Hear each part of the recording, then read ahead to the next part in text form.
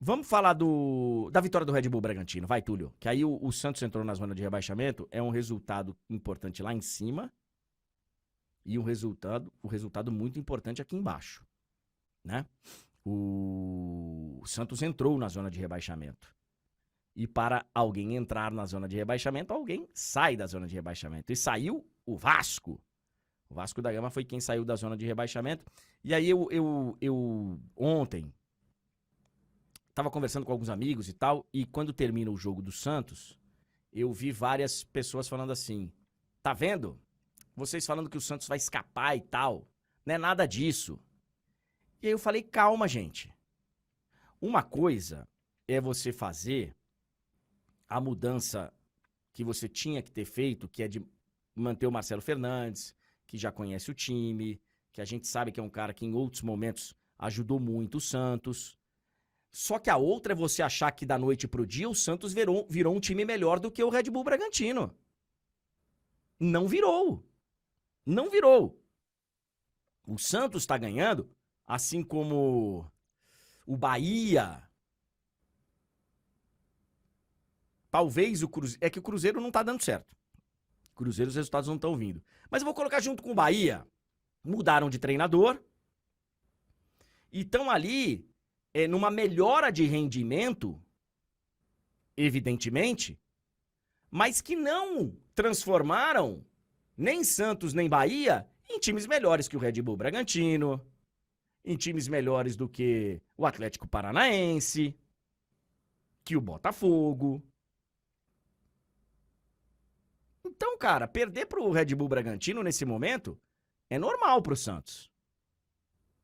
Como é normal pra metade dessas... Mais da metade dessa tabela de classificação aí, dessa lista. Então, eu acho que o torcedor do Santos não é pra desanimar, não.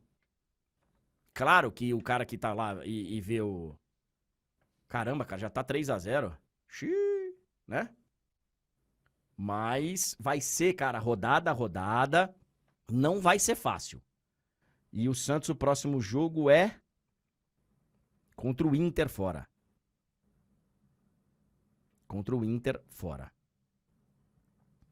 O Ulisses está falando aqui que o Bahia ganhou do Bragantino. Sim, mas eu te garanto que o Bahia não é melhor que o Bragantino.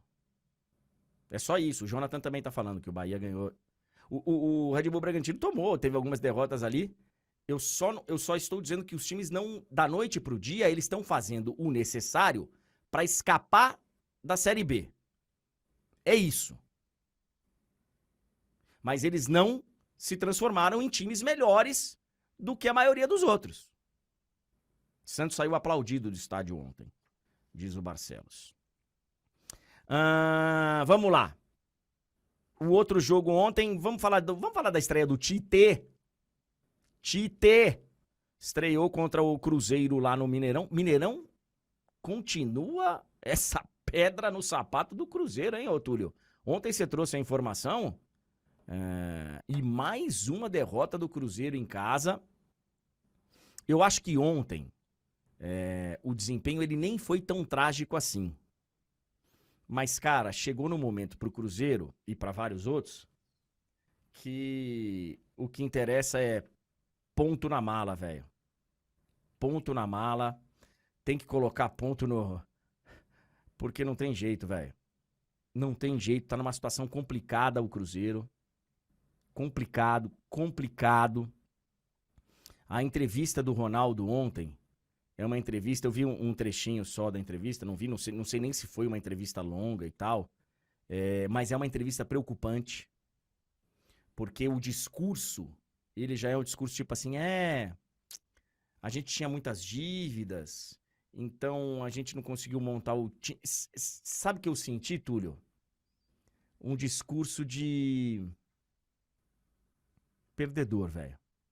Um discurso de quem tá já com o pensamento de que vai dar M.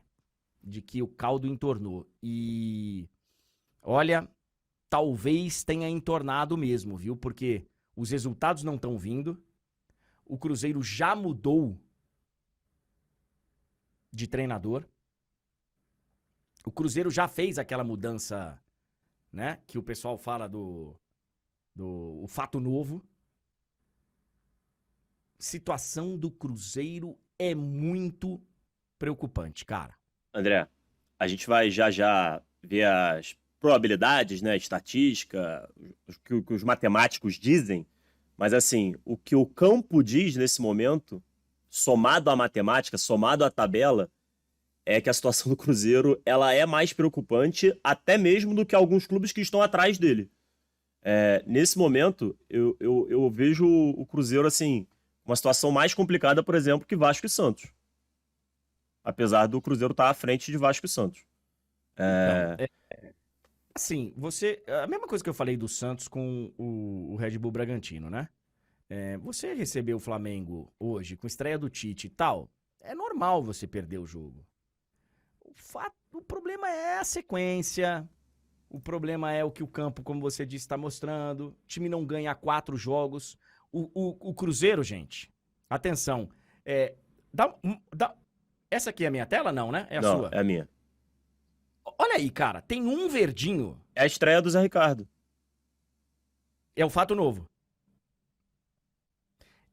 Desde a rodada 15, uma vitória? É isso. Situação. É que assim, é que o primeiro turno do Cruzeiro não foi, assim, não foi bom, mas também não foi tão ruim quanto, por exemplo, de Vasco e Santos, né? Vasco e Santos tiveram um primeiro turno assim pra esquecer. Por isso estão onde estão. A sorte, digamos assim, mas não é sorte, né? Porque foi competência até certo ponto. O Cruzeiro é que não foi tão desastroso assim no início, senão esquece. O Cruzeiro foi 12º no primeiro turno. O Cruzeiro fez 24 pontos no primeiro turno. Quantos pontos o Cruzeiro tem agora? 31. O Cruzeiro fez 7 pontos no retorno. São 8 rodadas, não é isso? De retorno. Da 20ª até... 20, 21, 2, 3, 4, 5, 6, 7. De 24 ele fez 7. E eu não sei, quem é cruzeirense aqui, pode me falar aqui, se eu tiver errado, me corrija. Talvez o sinal de alerta no Cruzeiro também tenha sido ligado, talvez esteja sendo ligado muito tarde. Porque a gente via uma distância na colocação, mas não na pontuação. Que a gente ainda vê. O 12º, ele tá a 2 pontos da zona de rebaixamento. A gente falou ontem, né? Se o Inter não tivesse vencido o Grenal, ele estaria na zona. É só assim, um exemplo, né? Já que você citou o 12º. É porque, sabe o que acontece, André? Isso aí que você falou de demorar a ter essa virada de chave, de falar, cara, ferrou, é o que aconteceu como o Vasco e o Santos fizeram um início de campeonato tenebroso. O que eles fizeram?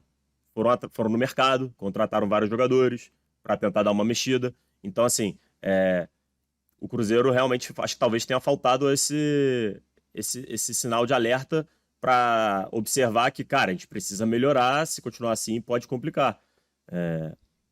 Enfim. Sinal de alerta que eu vou repetir, no meu entendimento,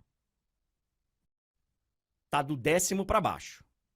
Se eu fosse o dirigente do Cuiabá, eu estaria um pouco mais tranquilo, porque eu tenho conseguido resultados bem importantes, mas eu não descartaria olhar para baixo, tá? Ainda dá uma olhadinha para baixo, e assim, São Paulo tem que olhar para baixo sim, Inter, Corinthians, Bahia, e aí nem se fala. Do Inter para baixo nem se fala, mas é bom Cuiabá e São Paulo que estão ali numa situação um pouco mais tranquila, porque eles têm uma rodada de respiro pelo menos. Mas é bom dar uma olhada. Pra galera que pergunta, sempre pergunta desse site, esse é o da CBF.